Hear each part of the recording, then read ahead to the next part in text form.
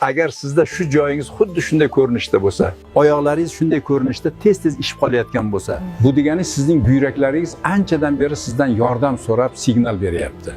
Ularga qanday yordam berishni sizga hech kim aytmayapti. Oyoqlaringiz ishganidan poyabzalingiz ham kichikdek sezilishni boshlaydi.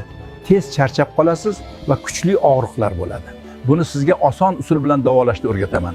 Buning uchun bir choy qoshiq olma sirkasini bir stakan iliq suvga solasiz. Yarimta limon sharbatini siqib solasiz va bir osh qoshiq toza asaldan qo'shasiz. Hammasini yaxshilab erinmasdan aralashtirasiz.